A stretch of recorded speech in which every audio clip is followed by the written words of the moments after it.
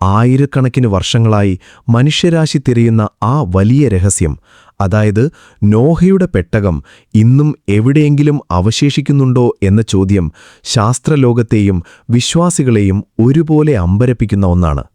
ബൈബിളിൽ പറയുന്ന ആ കൂറ്റൻ കപ്പൽ വെറുമൊരു മരപ്പെട്ടിയായിരുന്നില്ല, മറിച്ച് ദൈവത്തിന്റെ കൽപ്പനപ്രകാരം മനുഷ്യകുലത്തെയും ജീവജാലങ്ങളെയും സംരക്ഷിക്കാൻ നിർമ്മിച്ച ഒരത്ഭുതമായിരുന്നു അത്. ചിന്തിക്കാൻ പോലും കഴിയാത്തത്ര വലിയൊരു പ്രളയത്തെ ആ കപ്പൽ എങ്ങനെ അതിജീവിച്ചു എന്നും പ്രളയത്തിനു ശേഷം അതെവിടെയാണ് ചെന്നടിഞ്ഞത് എന്നും ഇന്നും പല പഠനങ്ങളും നടന്നുകൊണ്ടിരിക്കുകയാണ്. ബൈബിളിലെ ഉൽപ്പത്തി പുസ്തകത്തിൽ പറയുന്നതനുസരിച്ച് ദൈവം നോഹയോട് ഒരു പെട്ടകം നിർമ്മിക്കാൻ ആവശ്യപ്പെടുമ്പോൾ ലോകം മുഴുവൻ തിന്മ കൊണ്ട് നിറഞ്ഞിരിക്കുകയായിരുന്നു.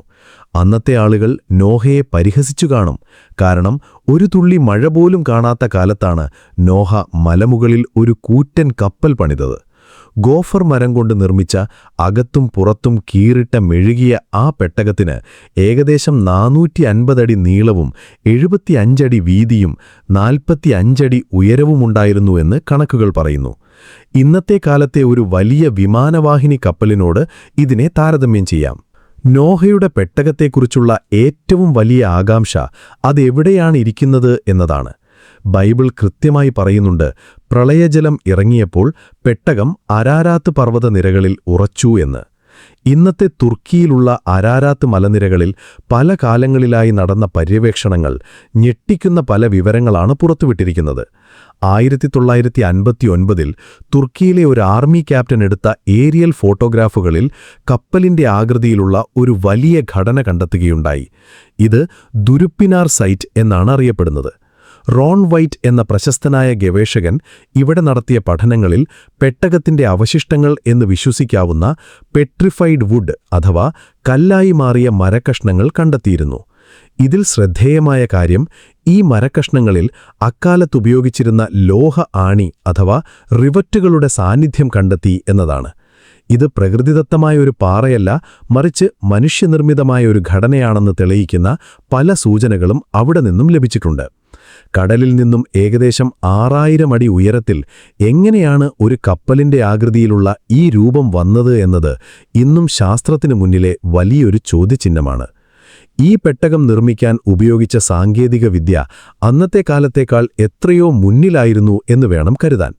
വെറുമൊരു കപ്പലായിരുന്നില്ല അത്, മറിച്ച് ലോകത്തെ എല്ലാ ജീവജാലങ്ങളുടെയും ജോഡികളെയും വഹിക്കാൻ ശേഷിയുള്ള ഒരു വലിയ കലവറ കൂടിയായിരുന്നു. പലരും ചോദിക്കാറുണ്ട്, ഇത്രയും മൃഗങ്ങൾ എങ്ങനെ ഒരു ചെറിയ പെട്ടകത്തിൽ ഉൾക്കൊള്ളുമെന്ന്. എന്നാൽ ശാസ്ത്രീയമായ പഠനങ്ങൾ പറയുന്നത് നോഹ എല്ലാ മൃഗങ്ങളുടെയും മുതിർന്ന രൂപങ്ങളെയല്ല, മറിച്ച് കുഞ്ഞുങ്ങളെ ആയിരിക്കാം കൊണ്ടുപോയത് എന്നാണ്.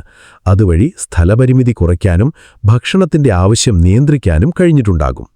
കൂടാതെ പെട്ടകത്തിന് 3 നിലകളുണ്ടായിരുന്നു എന്ന് ബൈബിൾ പറയുന്നു. കാറ്റും മഴയും ശക്തമാകുമ്പോൾ കപ്പൽ മറിയാതിരിക്കാൻ കൃത്യമായ ബാലൻസിംഗ് രീതികൾ ഇതിലുണ്ടായിരുന്നു.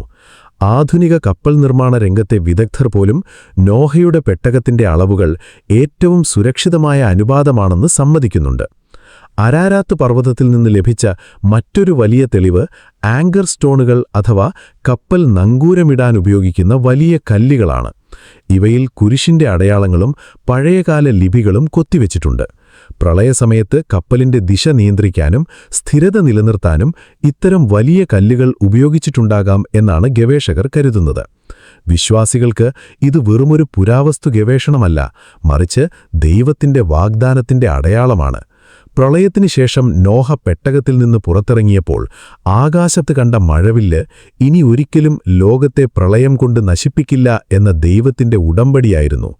നോഹയുടെ കാലത്തെ ആളുകൾ ചെയ്ത തെറ്റുകളും അതിനുള്ള ശിക്ഷയും ഒടുവിൽ ദൈവം നൽകിയ രക്ഷയും എല്ലാം ഇന്നും ഓരോ മനുഷ്യനും വലിയ പാഠങ്ങളാണ് നൽകുന്നത്. പലപ്പോഴും ശാസ്ത്രജ്ഞർ ചോദിക്കാറുണ്ട്, ഇത്രയും വലിയ പ്രളയമുണ്ടാകാൻ മാത്രം വെള്ളം എവിടെ നിന്ന് വന്നു എന്ന്. ബൈബിൾ പറയുന്നത് ഭൂമിക്കടിയിലെ ഉറവുകൾ പൊട്ടിമുളച്ചു എന്നും ആകാശത്തിലെ വാതായനങ്ങൾ തുറക്കപ്പെട്ടു എന്നുമാണ്.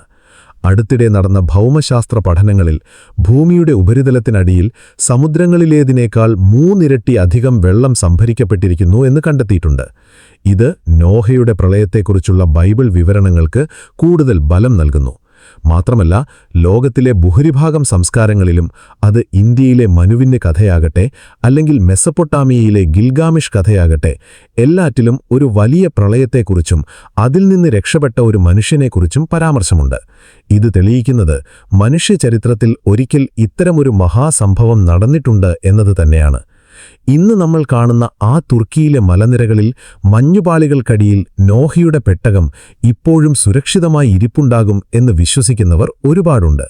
പല സാറ്റലൈറ്റ് ചിത്രങ്ങളും അവിടെ മരത്തിന്റെ ഘടനകളുണ്ട് എന്ന സൂചന നൽകുന്നുണ്ടെങ്കിലും അവിടത്തെ കഠിനമായ കാലാവസ്ഥയും രാഷ്ട്രീയ സാഹചര്യങ്ങളും കാരണം പൂർണ്ണമായൊരു ഖനനം നടത്താൻ ഇന്നും സാധിച്ചിട്ടില്ല.